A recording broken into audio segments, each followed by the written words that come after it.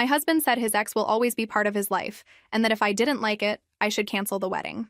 Before continuing the story, let us know in the comments which city you're watching from. Don't forget to subscribe to the channel, hit the notification bell so you won't miss more stories, and leave your like on the video. I should have seen it coming during the rehearsal dinner, but I was too busy trying to keep my mother from crying into her wine glass. We were at my future in-laws' house, one of those sprawling suburban properties with too many rooms and not enough warmth. 23 people crammed around their dining table, pretending this was a celebration. My fiancé stood up with his champagne glass, and I remember thinking how handsome he looked in that blue shirt I'd bought him. 5 years together, and I still got butterflies when he smiled at me a certain way. Instead of the toast I expected, he cleared his throat and said, "I need everyone here to understand something important. Vanessa will always be part of my life.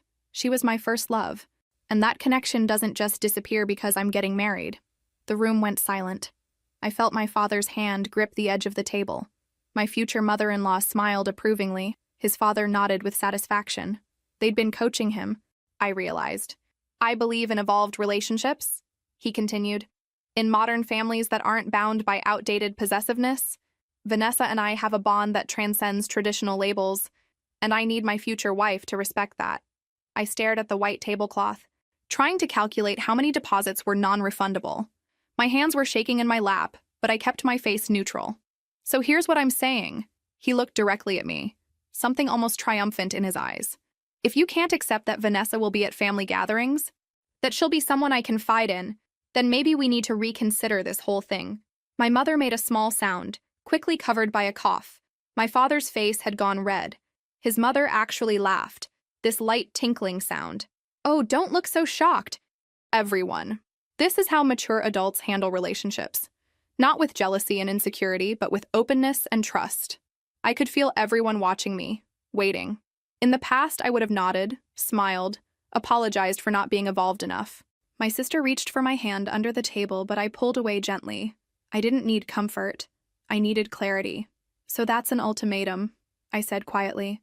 "Accept your ex-girlfriend as a permanent fixture in our marriage, or cancel the wedding." He blinked. "I mean, I wouldn't put it that way, but that is what you're saying." I looked at him and saw a stranger wearing my fiancé's face. "In front of both our families 2 weeks before our wedding. I'm asking you to be reasonable," he said, an edge creeping into his voice. "To not be so controlling." His mother nodded vigorously. "This possessive behavior is exactly why modern relationships fail." I stood up slowly, my chair scraping against their expensive floor. Everyone froze. "Okay," I said. "Okay, what?" "Okay, I'll cancel the wedding." My voice was steady, calm, like I was confirming a lunch reservation rather than ending a 5-year relationship. The silence that followed was deafening. My mother started crying. His parents' smug expressions cracked. "Wait, what? You can't just—" he started. "You gave me an ultimatum. I'm choosing." I picked up my purse. "Mom, Dad, we're leaving." My parents stood immediately. My sister grabbed her coat. "This is ridiculous!" his mother shrieked, her composure shattering. "You're throwing away a perfectly good relationship because you're too insecure to—" "Have a good evening," I said, and walked toward the door. He followed us into the hallway, grabbing my arm. "You're being crazy right now. You're upset. You're not thinking clearly." I looked down at his hand, then back at his face. "Let go." He did, stepping back. "Just sleep on it. We'll talk tomorrow when you've calmed down. There's nothing to talk about. You made your choice very clear."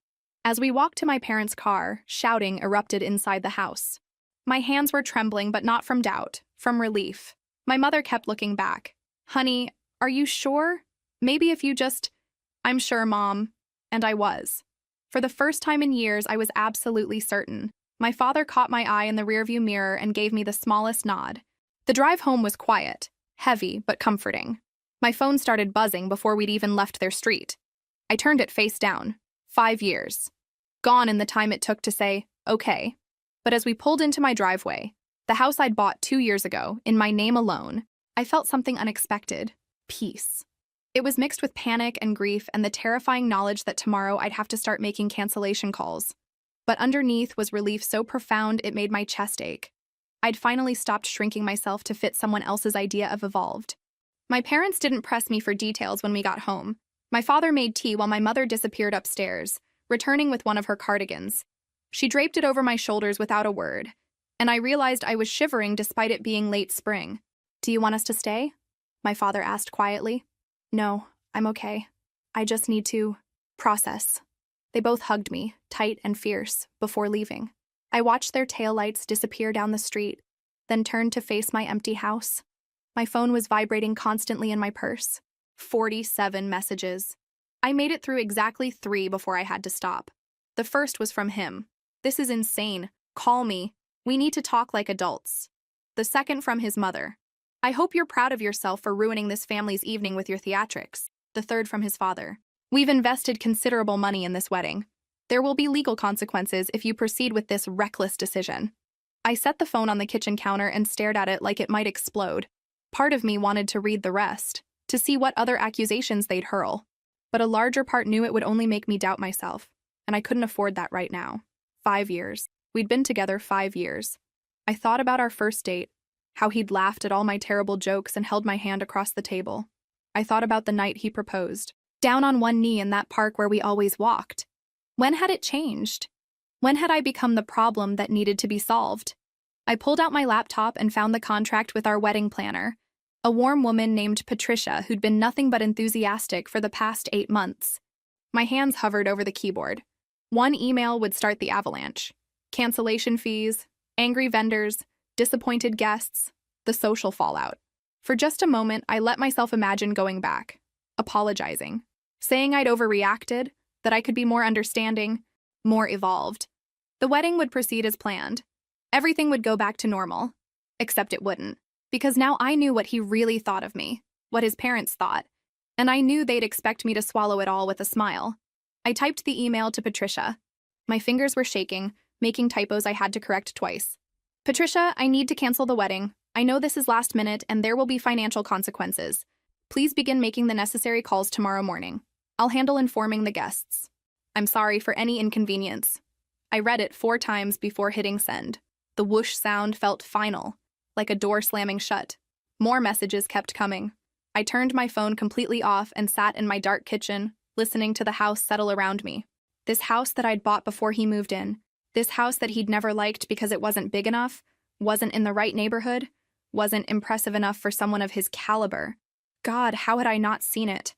All the little comments about my choices, my friends, my career, how he'd slowly isolated me from anyone who questioned our relationship, how his parents' evolved philosophy really just meant he could do whatever he wanted while I was supposed to be grateful for his honesty.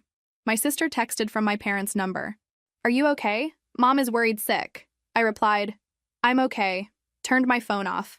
"I'll call tomorrow. Proud of you, by the way." Those 4 words made me start crying for the first time that night. Not sad tears exactly. Relief mixed with grief, mixed with something like pride. I'd stood up for myself. After years of making myself smaller, quieter, more accommodating, I'd finally said no. The clock read 11:47 p.m. In 12 hours, I'd have to start facing the reality of what I'd done.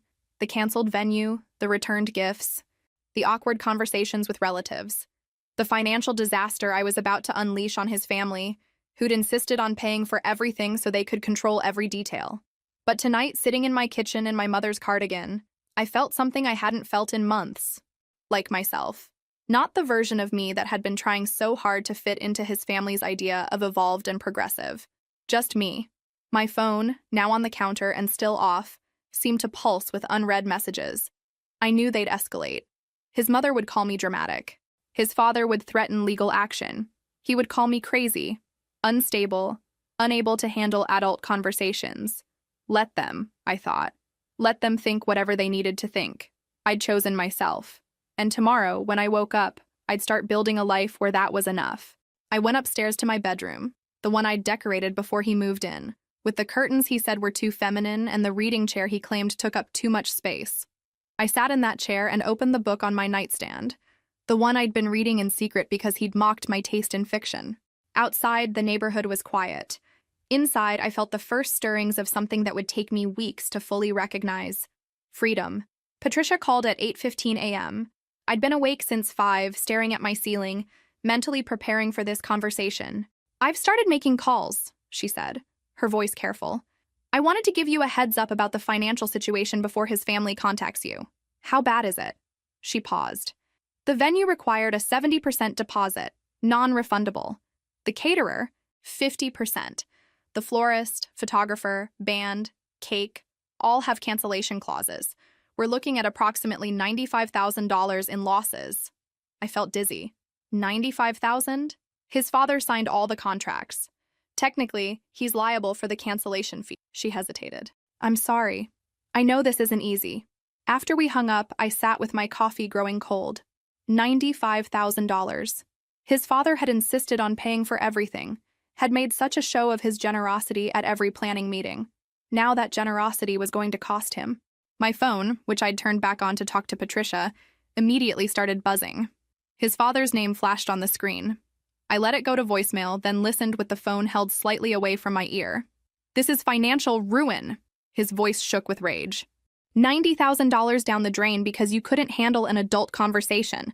My lawyer says we can sue for breach of promise, emotional distress, financial damages. I deleted the voicemail and called my own lawyer, someone I'd used when buying my house. She listened as I explained. Do you have witnesses to the ultimatum? 23 people heard him say I should accept his ex as part of our marriage or cancel the wedding. Then you're fine. He gave you a clear choice, you made it. Breach of promise suits are nearly impossible to win in this state anyway, especially with documented coercion. Save all messages. Don't respond to threats. His father called 4 more times that day, then his mother, then him. I didn't answer. By evening, I had voicemails from both his parents ranting about my selfishness, my immaturity, my inability to compromise. His mother's voice had lost all its smooth sophistication. She sounded shrill, desperate. You've destroyed us financially. Do you understand that? We took out a loan for part of this wedding, all because you're too insecure to accept that relationships evolve. I saved every message, as my lawyer advised. The next morning, Patricia called again.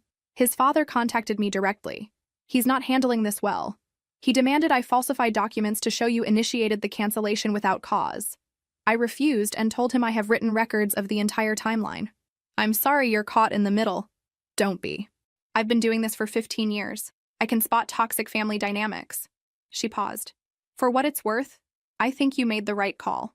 Those words meant more than she knew. His father's lawyer sent a formal letter 3 days later, full of legal language that boiled down to empty threats.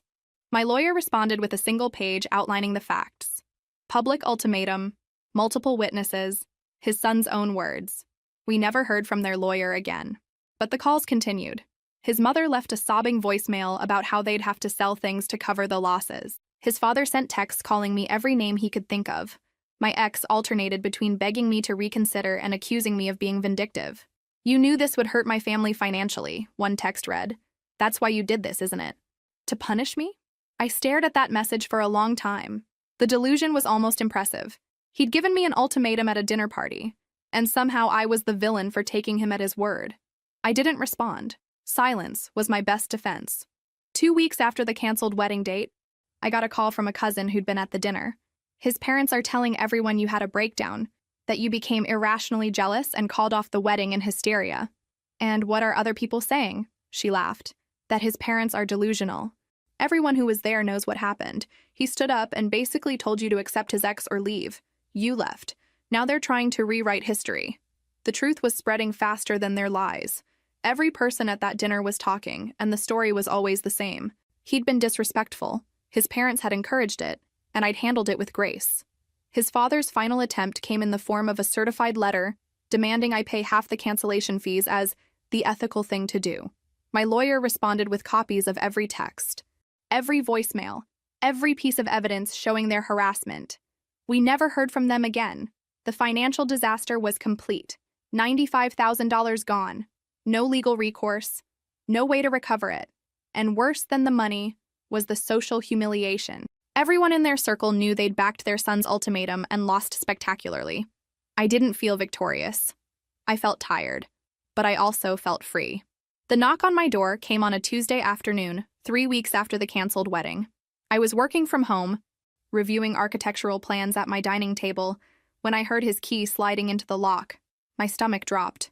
I'd forgotten he still had a key. The door opened before I could reach it, and there he stood, looking like he hadn't slept in days. His clothes were wrinkled, his hair uncombed, For a split second, I felt that old instinct to comfort him, to ask what was wrong. Then I remembered why he looked like that.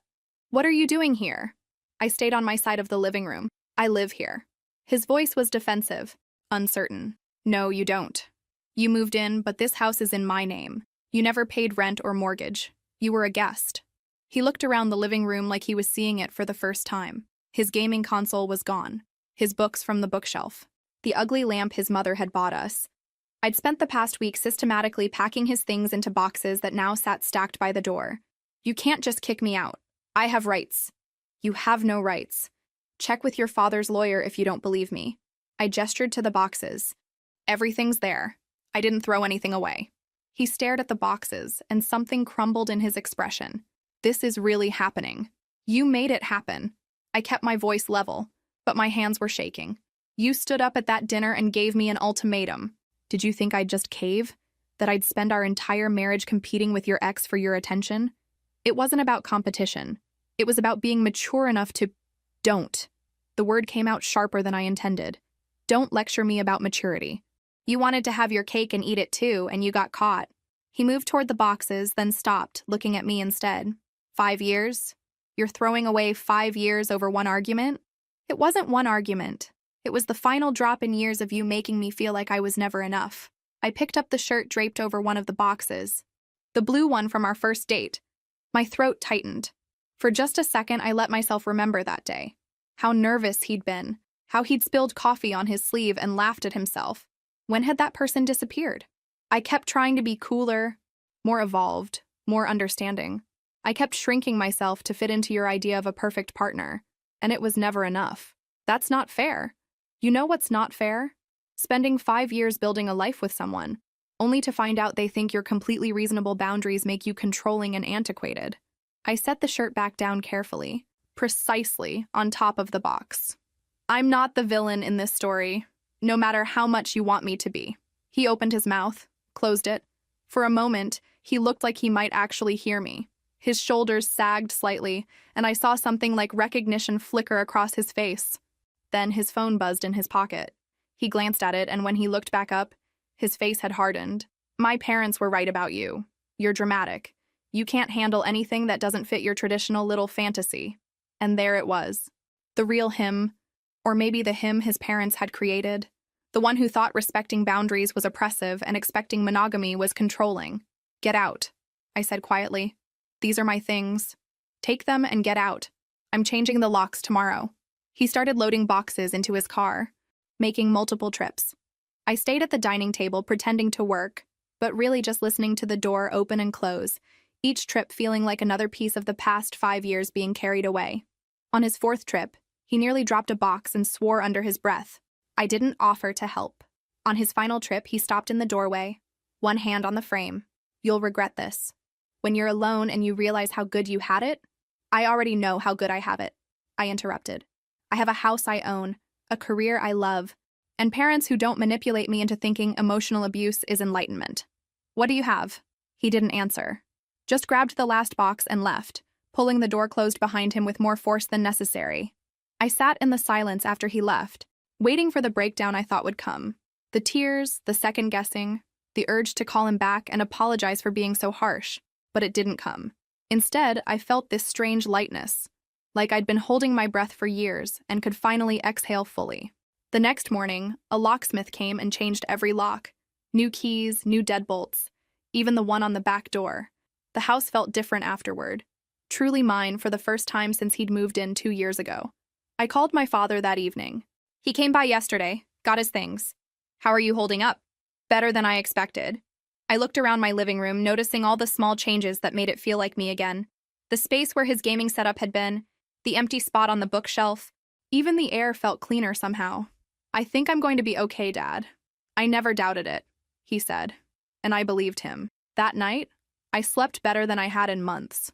The first person to ask about the canceled wedding was my hairdresser. I'd known her for years, and she'd been excited to do my wedding hair. Now she was carefully cutting my ends while I explained what had happened. "Wait, he said that? In front of everyone?" Her scissors paused mid-snip. "Yep. Gave me an ultimatum and everything." "And his parents were okay with it?" "They encouraged it. His mother actually laughed when she saw how shocked everyone was. She shook her head, resuming her work. Well, you know what they're saying about you, right? My stomach tightened. What? That you had some kind of emotional breakdown. That you called off the wedding because you couldn't handle modern relationships. She caught my eye in the mirror. But everyone I know who is actually there is telling a completely different story. Over the next 2 weeks, I heard variations of this conversation repeatedly. His family had launched a full campaign to paint me as unstable, jealous, and irrational. But they'd made a critical mistake. They'd given that ultimatum in front of 23 witnesses. My cousin called. You need to hear what people are actually saying at the country club. I'm not sure I want to. Trust me, you do. She sounded almost gleeful. His mother tried to play the victim at her book club. Said you'd abandoned her son without warning, that you were never mature enough for him. Then someone who was at the dinner spoke up and described the whole thing. Who? That woman who married into the Wellington family. She told everyone exactly what he said, how smug his parents looked, how calmly you handled it. By the end, his mother was so red-faced she left early. I felt a small, vindictive satisfaction at that image. The truth spread like wildfire. Every person at that dinner had their own network of friends, family, co-workers. Within days, the real story had reached every corner of our social circles.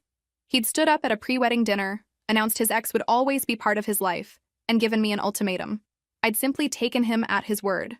His narrative crumbled under the weight of actual facts. I ran into one of his college friends at a coffee shop. He looked uncomfortable when he saw me, shifting his weight from foot to foot. Look, I just want to say, what he did was messed up. A bunch of us told him that. Thanks, I said, genuinely meaning it. His parents always did have weird ideas about relationships. We used to joke about it. He hesitated. He's not handling any of this well. The money thing, the social fallout. He keeps saying you overreacted, but I think he knows that's not true. The social humiliation was apparently worse than the financial disaster. His family had positioned themselves as progressive, evolved above the petty constraints of traditional relationships. Now everyone saw them for what they really were, people who wanted to have their cake and eat it too, without consequences. My phone buzzed with a text from my sister. Mom just got off the phone with one of her friends. Apparently his mother tried to uninvite us from some charity gala and was told that if we didn't come, half the attendees would boycott. I laughed out loud, startling the barista making my latte. The next blow came from an unexpected source. My best friend from college, someone I'd lost touch with after getting engaged, reached out. I saw the news about your wedding. I'm sorry I wasn't there for you during the relationship. I should have said something years ago. Said what? That he was slowly isolating you from everyone who cared about you. I tried to bring it up once and you got so defensive.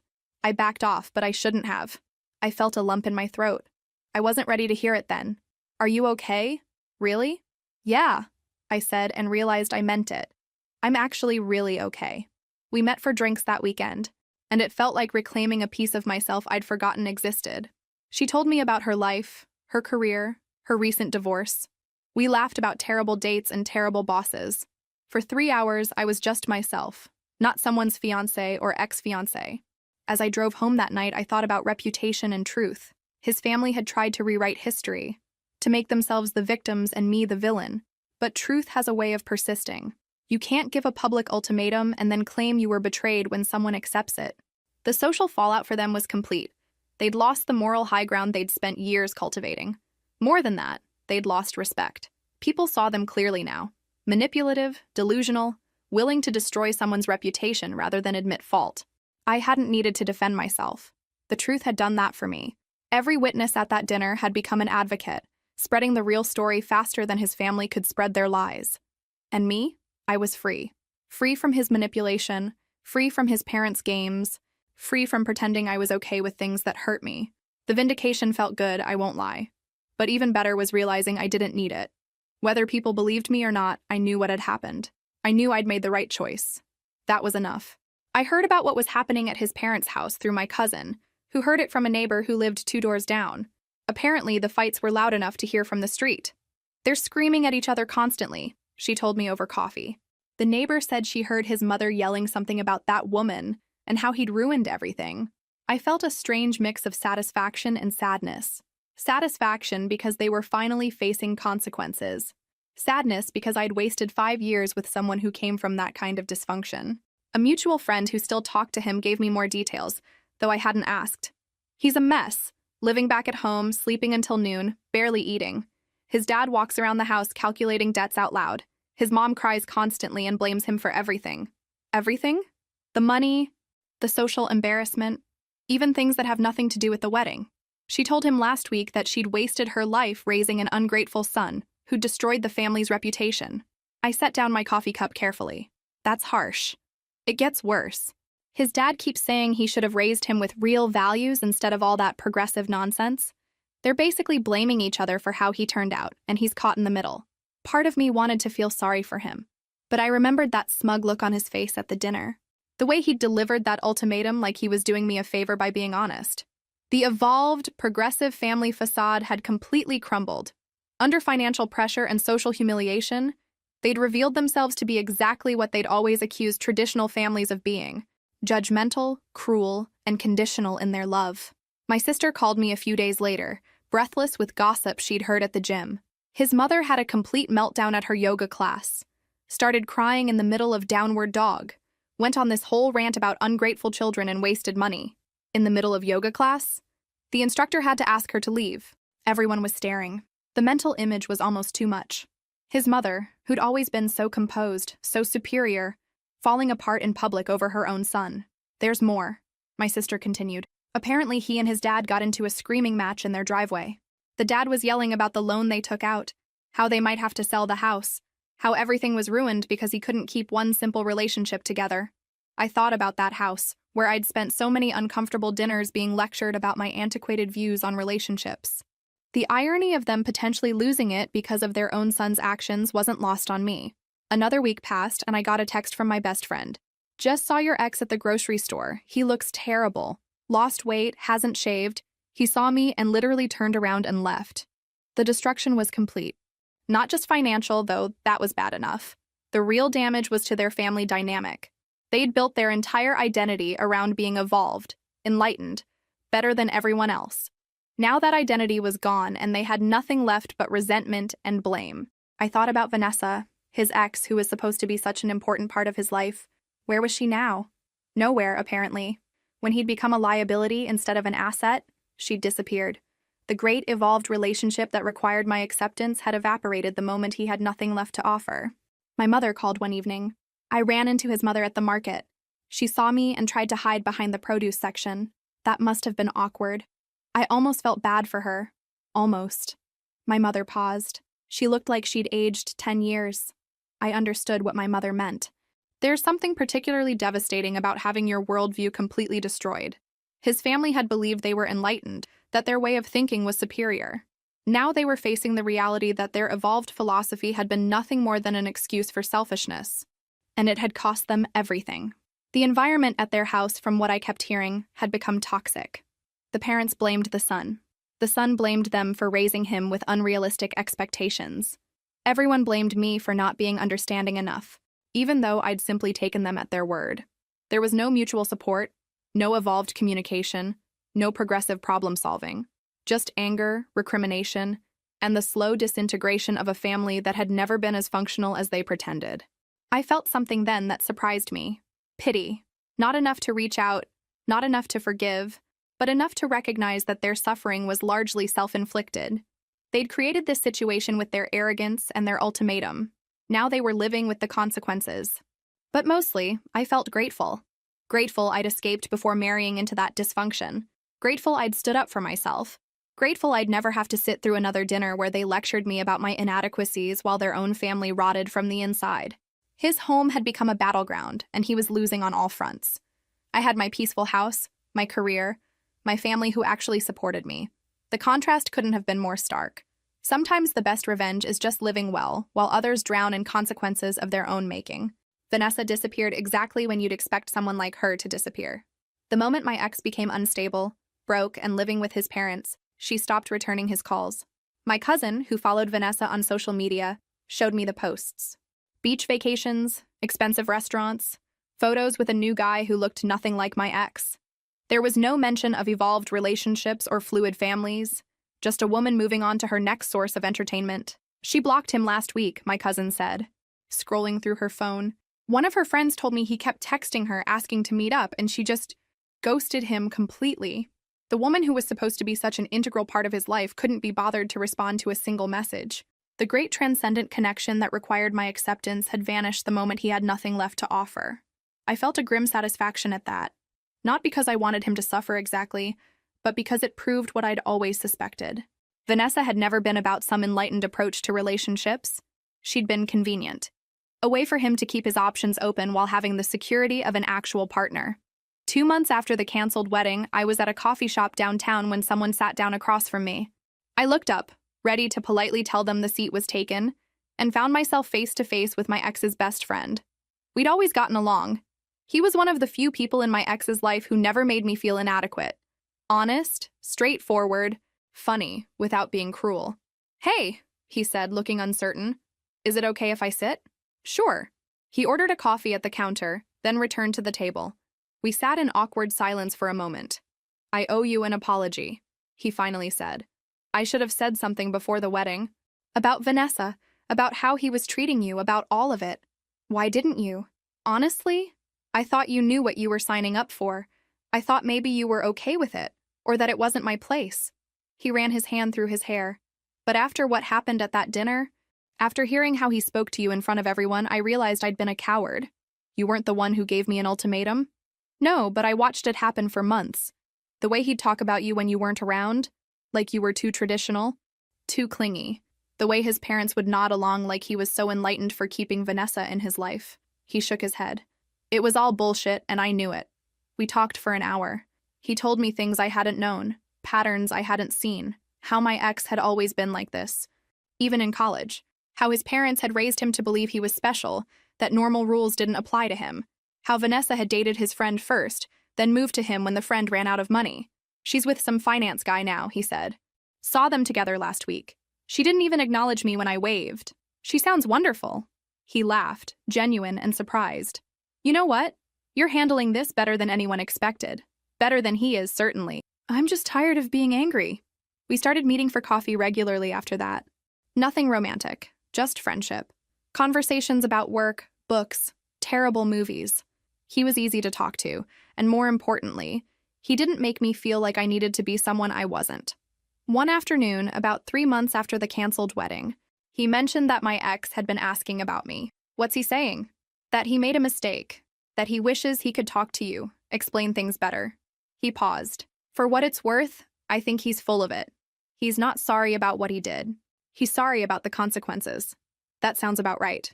"He asked if I was talking to you. I told him yes." "And?" He lost his mind. Started yelling about loyalty, about how I was betraying him.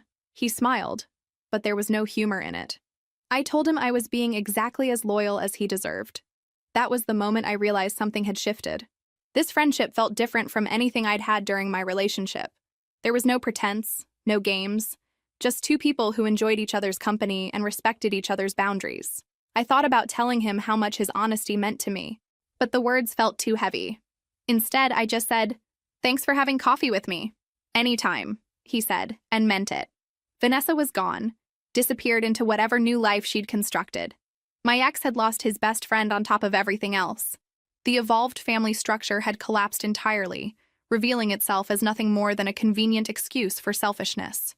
And me? I had a friend who was honest with me, who apologized when he should have spoken up sooner, who didn't expect me to be anything other than myself. It felt like the beginning of something, though I couldn't quite name what yet. But there was time to figure that out. For now, this was enough. 4 months after the canceled wedding, I did something I'd been putting off for years. I booked a trip to Europe. 2 weeks in Italy and France, visiting museums and eating food that had nothing to do with anyone's dietary restrictions or preferences but my own. My ex had always found excuses when I brought up traveling together. Too expensive, wrong time of year. He didn't like tourist destinations. Now I understood he just didn't want to go with me.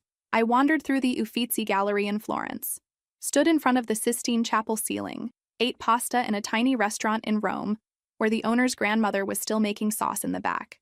I took photos for myself, not for social media. I talked to strangers, I got lost on purpose. For 2 weeks, I was just myself. Not someone's fiancé, not someone's ex, not someone being judged for being too traditional. Just a woman who liked art and good food and terrible Italian spoken with an American accent. When I came back, tanned and relaxed, my office had news. The historic theater project I'd been working on for a year had been approved. It was the biggest commission of my career, a restoration that would take 18 months and establish me as a serious architect. My boss called me into her office. The board was impressed with your presentation. They want you to lead the entire project. I felt something click into place. This was what I'd been working toward, what I'd sacrificed for, what had taken a backseat during 5 years of accommodating someone else's needs and schedule. I accept, I said, and meant it with every fiber of my being. The project consumed me in the best way. Site visits, meetings with historians, late nights reviewing plans. I loved every exhausting minute of it. My friends started to come back, the ones who drifted away during my relationship. My college best friend introduced me to her book club. My sister and I started having weekly dinners again. I joined a cycling group that met on Saturday mornings. Slowly, without realizing it, I was building a life that felt authentically mine, not smaller to fit someone else's expectations, not compromised to avoid conflict, just mine. My ex's best friend, who'd become just a friend without the qualifier, texted one afternoon, "Coffee Thursday?" We'd been meeting regularly, easy conversations that flowed naturally. He made me laugh. More importantly, he listened when I talked about my work without that glazed-over expression my ex had always gotten. Over coffee that Thursday, he mentioned he'd started therapy. Really? Yeah. Watching what happened with you and him made me realize I've been avoiding my own stuff for years. He stirred his coffee. My therapist asked me why I stayed friends with him for so long when I clearly didn't respect how he treated people. What did you say? That I was a coward. He smiled, but his eyes were serious. She said that was a good start, but I should dig deeper. I found myself telling him about my own therapy sessions, the ones I'd started after the breakup, how I was learning that I'd spent years making myself smaller, quieter, less demanding, how I was working on believing I deserved better. You do, he said simply. Deserve better, I mean. There was something in the way he said it, something that made my heart beat a little faster, but neither of us pushed it. We just finished our coffee and went back to our separate lives. The theater project took up most of my time over the next few months. I worked with craftsmen who'd been restoring historic buildings for decades. I learned about preservation techniques and original materials. I fell in love with the work all over again. My parents came to one of the site visits. My father, who'd been a contractor before retiring, walked through the space with wonder in his eyes. "You're really doing it," he said. "Doing what?" "Building something that matters. Something that will outlast all of us." I looked around the gutted theater, seeing not what it was, but what it would become. He was right. This would outlast all the drama, all the heartbreak, all the wasted years. This was real. My phone buzzed. A text from my ex's friend. "Dinner this weekend? There's this new Italian place that made me think of your trip." I smiled and typed back, "Yes." It wasn't a date. Or maybe it was. Either way, it felt natural, unforced, like everything good that had been happening in my life lately. I'd stopped waiting for the other shoe to drop, for the panic to set in, for the loneliness everyone had warned me about. Instead, I'd found something better. Contentment. Pride in my work.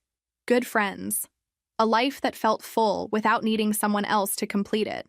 6 months ago, I'd walked away from a 5-year relationship because I refused to accept an ultimatum. Now, I was standing in a historic theater, leading the biggest project of my career, planning dinner with someone who made me laugh and actually listened when I talked. The universe, it seemed, rewarded people who knew their worth. Sometimes the best revenge really is just living well. The magazine article came out on a Thursday morning. Rising stars in historic preservation, with my theater project featured prominently. There was a full-page photo of me in the half-restored lobby, hard hat under my arm, looking confident and professional. My phone exploded with congratulations. Former colleagues, old professors, friends I hadn't spoken to in years. My parents called, my mother crying happy tears. "We're so proud of you," my father said, his voice thick. The article described the restoration's complexity, the historical significance, my innovative approach to preserving original features while updating safety systems. Reading my own words, I barely recognized the confident woman on the page. 6 months ago, I'd been planning a wedding to a man who made me feel small. Now I was featured in a national magazine for my professional achievements. The gala for the theater's reopening was scheduled for Saturday night. Black tie, catered by the best restaurant in the city, attended by the mayor and everyone who mattered in our social circles. I bought a dress that made me feel powerful, deep emerald green. Trevor, my ex's former best friend who I'd been seeing more frequently, asked to be my date. Are you sure? I asked. Your ex-friend might hear about it. I'm counting on it, he said with a smile that made my stomach flip. The night of the gala, Trevor picked me up in a suit that actually fit properly. When I opened the door, he just stared. You look amazing. The theater was transformed. Soft lighting highlighted the restored architectural details. The stage gleamed with fresh varnish. Crystal chandeliers I'd sourced from an estate sale caught the light. People kept stopping me to congratulate me. The mayor shook my hand and talked about preserving the city's heritage. The Historical Society president asked about my next project. My boss introduced me to potential clients. Trevor stayed at my side, not hovering but present. When conversations got technical, he'd get drinks. When I needed a break, he'd somehow sense it and suggest we look at the restored balcony. This is incredible, he said, looking around. You did this. I had a whole team. You led them. You had the vision. He turned to face me. You should be proud. I was proud. For the first time in years, I'd accomplished something entirely mine, that nobody could take credit for or diminish. The mayor called me to the stage to accept an award for historic preservation. I gave a short speech, thanking my team and everyone who'd worked to restore the building's character. As I stood on that stage, I spotted my parents in the third row, beaming, my sister filming, my college friends who'd driven 2 hours to be there, Trevor in the back, applauding with genuine pride. This was my moment. Mine alone, not shared with someone who thought I was too traditional, not compromised, just mine. After the program ended, people mingled with champagne. A photographer from the magazine asked for more photos. I posed in front of the restored proscenium arch. One more with your date? The photographer suggested. Trevor stepped into the frame, his hand resting lightly on my back. We smiled, and the camera flashed. I knew that photo would end up somewhere. That word would get back to my ex. Good, I thought. Let him see what I'm doing. Let him see that I'm thriving. Later, as the crowd thinned, Trevor and I stood on the restored balcony, looking down at the nearly empty theater. Thank you for being here tonight, I said. Wouldn't have missed it. He paused. Can I tell you something? Sure. I've been wanting to ask you out, officially, for weeks. But I kept thinking it was too soon, or weird because of the history. My heart was pounding. And now? Now I'm tired of pretending this is just friendly coffee. He turned to face me fully. I like you. I like who you are, what you value, how you've handled everything.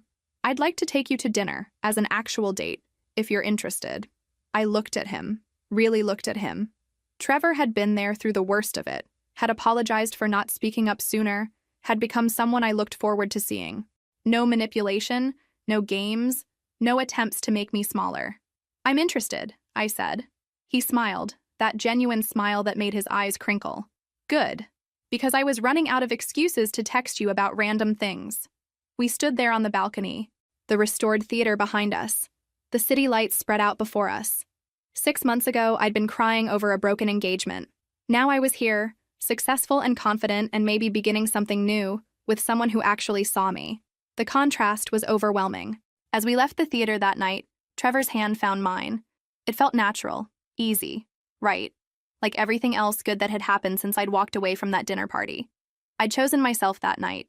Everything else had followed from that one decision. 1 year after the canceled wedding, I stood in my new loft, boxes still stacked against the walls, and felt genuinely happy. The old house, with all its memories of him, had sold quickly. This place was mine from the ground up. Floor-to-ceiling windows, exposed brick, a balcony overlooking the city center. My business had grown beyond anything I'd imagined. The theater project had opened doors to 3 more historic restorations. I'd hired 2 junior architects and was interviewing for a third. My calendar was booked solid for 18 months. Trevor had been patient with me. We'd taken things slowly, dating properly for months before making anything official. His family, when I finally met them, was warm without being overwhelming. His mother hugged me and asked about my work. His father told terrible jokes that actually made me laugh. No games, no lectures about enlightened relationships, no manipulation. This is what normal families are like, I'd whispered to Trevor after that first dinner. Revolutionary concept, right? He'd whispered back. We'd moved in together last month, after nearly a year of dating. Not because we felt we had to, but because we wanted to. Because it made sense. Because waking up next to him felt natural and right. My sister came over to help me unpack. She stood in the kitchen, looking around with approval. You know Mom asks about you and Trevor twice a week, right? Does she? She's terrified of being pushy, but she really likes him. We all do. She paused. He's good for you. You're lighter with him. I knew what she meant. With my ex, I'd always been braced for criticism, for the next lecture about how I needed to be more evolved. With Trevor, I could just be myself. Messy, imperfect, sometimes traditional in my views, sometimes not. He didn't need me to be anything other than who I was. I'm happy, I said, realizing it was true without qualification. The theater project had led to a feature in another magazine, which led to speaking engagements, which led to consulting opportunities. I'd spoken at a conference on historic preservation. My career was everything I'd worked for. The projects challenged me. The clients respected me. My team looked to me for leadership. One Saturday morning, Trevor and I were having coffee on our new balcony when he mentioned he'd seen my ex. Where? That boutique on Maple Street. He was working there, behind the counter. I set down my coffee carefully. Working there? Yeah. I went in to get my mom a birthday present. He saw me, went pale, and disappeared into the back. I tried to imagine it. My ex, who'd been so confident about his evolved philosophy, who'd given me an ultimatum in front of 24 people, now working retail and hiding from people he knew. Did you talk to him? No, I got what I needed and left. Trevor reached for my hand. I felt bad for him. Not bad enough to engage, but bad. That's not petty. That's human. We sat in silence, watching the city wake up below us. I thought about the man I'd almost married, about the 5 years I'd spent trying to be enough for him. Part of me did feel bad. But mostly, I felt grateful I'd escaped. My phone rang. A client wanting to discuss a new project. A Victorian mansion needing restoration. I took the call while Trevor started making breakfast, comfortable in our shared space, our shared life. When I hung up, he'd made omelets and fresh coffee. Good news? He asked. Great news. Another project. I sat across from him. This is going to sound strange, but I'm glad everything happened the way it did. Yeah? If he hadn't given me that ultimatum, I'd probably be married to him right now. Miserable, but married. Instead, I have this. I gestured around our loft, but meant everything. My career, my confidence, him. Instead, we have this, he corrected, and kissed me softly. Later that week, my mother called with gossip she'd heard through her friend network. His parents had downsized significantly. The financial losses from the canceled wedding, combined with some bad investments, had forced them to sell their house. They'd moved to a condo across town. And him? I asked, unable to help myself. Still living with them, from what I hear. Trying to start some coaching business, but it's not going well. She paused. I know I shouldn't take pleasure in their misfortune. But you do. A little bit? Yes. She laughed. Is that terrible? It's honest. I thought about Vanessa, his ex who was supposed to be such an integral part of his life. Last I'd heard, she was engaged to someone else. The evolved family structure had collapsed entirely. Meanwhile, I was building something real.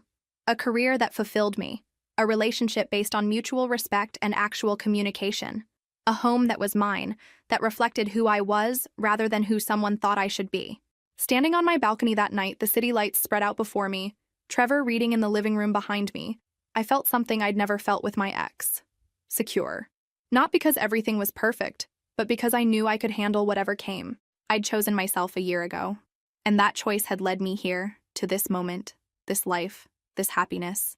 It had all been worth it. 15 months after the canceled wedding, I heard the full story of what had happened to my ex and his family.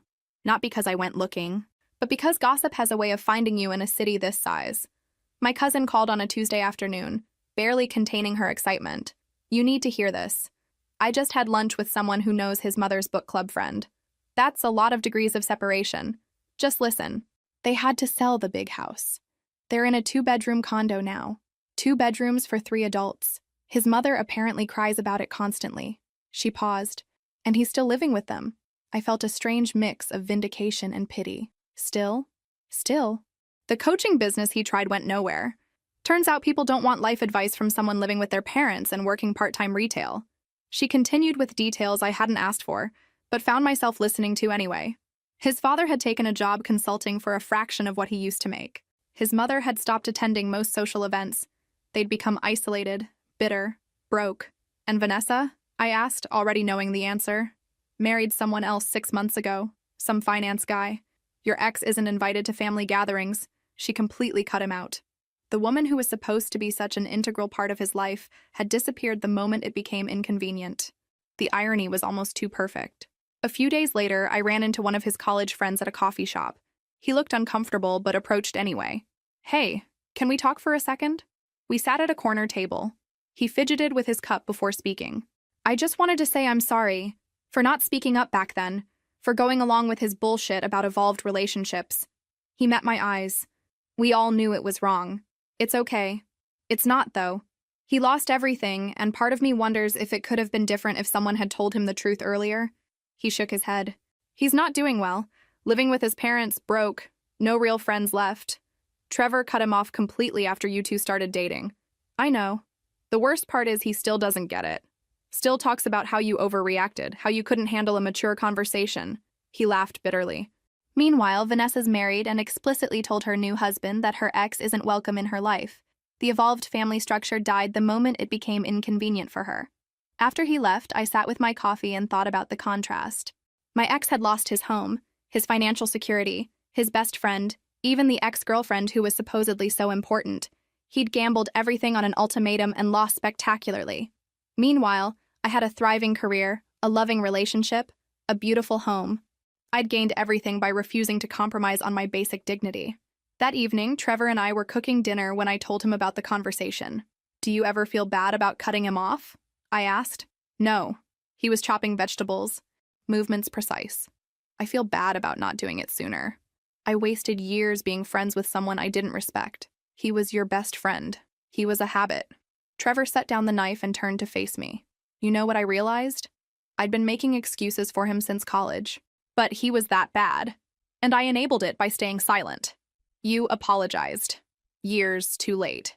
He pulled me into a hug. "But I'm grateful for one thing.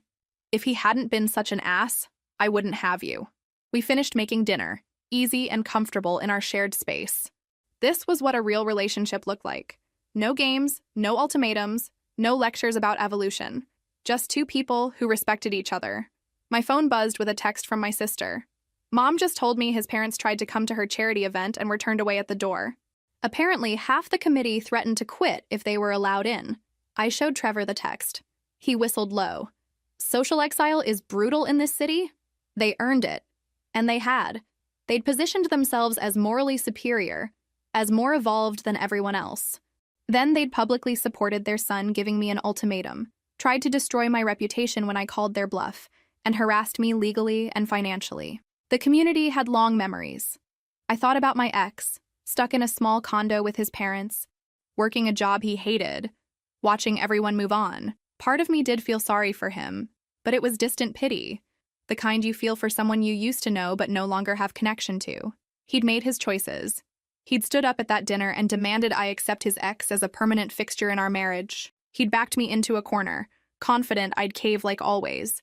He'd been wrong, and now he was living with the consequences. Meanwhile, I was living the life I'd built by standing up for myself. Good career, good relationship, good life. Everything I deserved and everything he'd lost. Sometimes the universe really does reward people who know their worth, and sometimes it punishes those who take others for granted. Standing in my kitchen that night, Trevor's arms around me, our dinner simmering on the stove, I felt nothing but gratitude. Gratitude that I'd walked away. Gratitude that I'd found someone who actually valued me. Gratitude that I'd never have to wonder what my life would have been if I'd accepted that ultimatum. I knew exactly what it would have been. Miserable. Instead, I had this. And this was everything. The charity auction was Trevor's idea. Black tie, high-end donors, all proceeds going to historic preservation. My theater project had made me a minor celebrity in those circles, and the organizers had specifically requested my attendance. "It'll be good for business," Trevor said, adjusting his bow tie. "Plus, open bar and decent food." I smoothed down my navy dress and smiled at him. 2 years since that dinner party where everything had fallen apart and somehow come together. The venue was elegant, soft lighting and carefully arranged flowers. We checked in, grabbed champagne, and started mingling. I recognized most faces. People from the Historical Society, former clients, city council members. An hour in, I was talking to a potential client about a Victorian mansion when I saw him. My ex, wearing a server's uniform, carrying champagne glasses. He moved through the crowd with his head down. Then he looked up and our eyes met. The shock on his face was visceral, raw. He'd known Trevor and I were together, but seeing it was different. Trevor followed my gaze and raised his champagne glass slightly. Not mocking, just acknowledging. My ex looked away quickly and disappeared toward the kitchen. "Are you okay?" Trevor asked quietly. "Yeah, I'm okay." And I was. No triumph, no vindictive satisfaction, just a strange sort of closure. The woman I'd been talking to hadn't noticed. She continued discussing crown molding, and I pulled my attention back to my life, to what mattered. For the rest of the evening, I caught glimpses of him serving drinks, clearing plates always with his head down. Once, someone from the pre-wedding dinner recognized him. They exchanged words, and he hurried away looking mortified. Trevor and I danced, bid on items, talked to people who mattered for our careers. We were building something together, a partnership that actually worked. Near the end of the night, I found my ex in a service hallway, leaning against the wall with his eyes closed. He opened them when he heard my footsteps. For a long moment, we just looked at each other. "Congratulations," he said finally, voice rough. "On everything. The theater, the magazine, all of it. Thank you. And on Trevor." He swallowed hard. He was always better than me. I just didn't want to admit it. I didn't know what to say. Looking at him, seeing the complete defeat in his eyes, I couldn't twist the knife. "I hope things get better for you," I said, and meant it. "They won't." He laughed without humor. "My parents blame me for everything. Vanessa won't acknowledge I exist. Trevor chose you over me, which, fair. I have a job I hate, live with people who hate me." He really looked at me then. "You were the best thing that ever happened to me, and I destroyed it because I was too arrogant to see what I had. You gave me an ultimatum. I know. I thought you'd cave. You always had before." He shook his head. "I thought I was so evolved. Turns out I was just selfish. I need to get back." "Yeah, of course." He pushed off the wall. "For what it's worth, I'm sorry. For all of it. You deserved better." "I know," I said simply, and walked away. When I rejoined Trevor, he took one look at my face and pulled me into a quiet corner. "You talked to him." "Briefly." He apologized. "How do you feel?" I thought about it. 2 years ago, that apology might have meant something. Now, it was just words from someone I used to know. "I feel nothing," I said, surprised by my own honesty. "It's like looking at a stranger." Trevor kissed my forehead. "Good. That means you've actually moved on." We left shortly after, walking to our car hand in hand. Behind us, the auction continued, and somewhere in that building, my ex was still serving drinks, still living with consequences of his arrogance. I thought about Vanessa, married to someone else, completely removing him from her life despite all his talk of evolved family structures. His parents, bitter and broke in their small condo. Trevor, who'd lost a friend but gained someone who actually appreciated him. Most of all, I thought about myself. The woman who'd sat at that dinner table and accepted an ultimatum by walking away. Who'd built a career she loved, found a partner who respected her, created a life that was authentically hers. "What are you thinking about?" Trevor asked as we drove home. "How grateful I am. For everything. For you. For my career. For that night when I finally chose myself. Best decision you ever made." "Second best," I corrected. "Best decision was giving you a chance." He laughed, that warm, genuine laugh that made me fall for him. "I'll take second place." We drove home through quiet city streets, toward our loft and the life we'd built together. Behind us, my past was serving drinks at a charity auction. Ahead of us was everything we still had to build. Sometimes the best revenge isn't revenge at all. It's just living well, choosing people who value you, and building a life worth living. I'd learned that lesson sitting at a dinner table while my ex gave me an ultimatum. I'd learned it by walking away, by rebuilding, by refusing to settle for less than I deserved. And now, 2 years later, I had everything. Not because I'd destroyed him, but because I'd chosen myself. That choice had made all the difference.